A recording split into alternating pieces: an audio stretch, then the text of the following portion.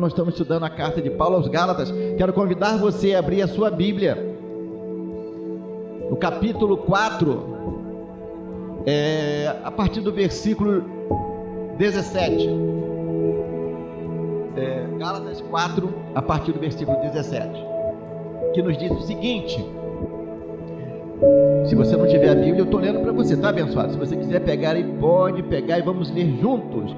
Gálatas 4, do 17 em diante, tá? Os que vos obsequiam não o fazem sinceramente, mas querem afastar-vos de mim, para que o vosso zelo seja em favor deles. É bom ser sempre zeloso pelo bem, e não apenas quando eu estou presente convosco. Meus filhos, por quem de novo sofre as dores de parto, até ser Cristo formado em vós. Pudera eu estar presente agora convosco e falarmos em outro tom de voz, porque me vejo perplexo a vosso respeito. Nós estamos estudando essa carta e Paulo está falando a respeito da mensagem que estava sendo chegando pelos judaizantes à igreja da Galácia, e Paulo está dizendo que ele estava sofrendo de novo as dores de parto. Por quê? Porque o nascimento daquela igreja começou com a mensagem de Paulo e teve as suas dificuldades, mas a igreja nasceu, graças a Deus. Só que agora ele vai usar uma expressão de novo, no versículo 19: meus filhos, por quem de novo sofro as dores de parto, não por vocês nascerem, porque isso eu já sofri antes, mas ele vai dizer agora, até ser Cristo formado em vós. A mensagem que Paulo traz é uma mensagem a respeito de Jesus, a plenitude de Jesus, toda a verdade do Evangelho de Jesus, e isso requer uma formação, é um crescimento. Só que nesse crescimento, nesta formação, ele está encontrando o quê? Um povo que estava dando ouvidos a mensagens que já tinham sido ultrapassadas, a mensagem do judaísmo. Eles já tinham encontrado o melhor, que era o Evangelho de Cristo, e agora ele está dizendo assim: eu estou sofrendo de novo até ser Cristo formado em vós. Essa é a mensagem do apóstolo Paulo para a igreja da Galácia e para a igreja do Senhor Jesus. Ele tem o desejo de que Cristo seja formado em nós, e isso gera dores de parto, a formação de Cristo na minha vida e na sua vida. E aí ele vai dar continuidade no versículo 21, onde eu quero chegar hoje na lição, que ele vai falar: dizei-me vós, os que quereis estar sob a lei, acaso não ouvis a lei? Pois está escrito que Abraão teve 2 filhos, um da mulher escrava e outro da livre, mas o da escrava nasceu segundo a carne, o da livre mediante a promessa. Estas coisas são alegóricas, porque estas mulheres são 2 alianças. Uma, na verdade, se refere ao Monte Sinai, que gera para a escravidão, e esta é Agar, que a escrava lá de Sara e de Abraão. Ora, Agar é o Monte Sinai na Arábia e corresponde a Jerusalém atual, que está em escravidão com seus filhos. Ele agora vai recorrer que lá na lei, lá no Antigo Testamento, estavam falando dessa família, uma família que foi gerada por Abraão, teve 2 filhos, um da mulher escrava e outro da livre. Deus tinha dado uma promessa a Abraão, que dele faria uma grande nação, e todos seriam abençoados com o crente Abraão. Essa promessa chega até nós pela descendência de Abraão, que é Jesus Cristo.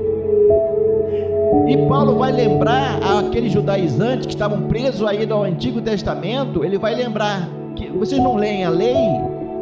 Abraão teve 2 filhos, só que um deles foi gerado na carne, pela mulher escrava. Essa nasceu da carne. Foi um acordo entre Sara e Abraão, porque duvidaram, estava demorando a promessa. E aí muitas vezes é assim que nós fazemos, né? A gente acha que Deus está demorando e a gente coloca os pés pelas mãos. E ele vai dizer que aquele que nasceu da escrava nasceu segundo a carne, mas o que nasceu da livre foi mediante a promessa. O nascimento de Isaac foi mediante a promessa do Senhor Jesus.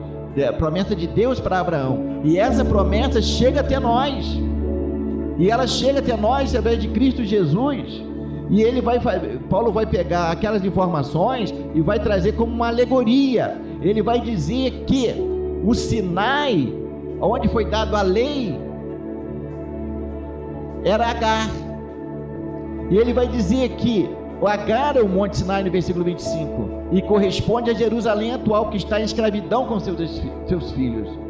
Mas chega o versículo 26, e ele vai dizer: mas a Jerusalém lá de cima, a Jerusalém lá de cima é livre, a qual é nossa mãe, porque está escrito: alegra-te, ó estéril, que não dás à luz, exulta e clama, tu que não estás de parto, porque são mais numerosos os filhos da abandonada dos que tem marido. Vós, porém, irmãos, ele fala para a igreja da Galácia, fala para mim e fala para você: vós, porém, irmãos, sois filhos da promessa como Isaque. Como, porém, outrora o que nascera segundo a carne perseguia ao que nasceu segundo o Espírito, assim também agora.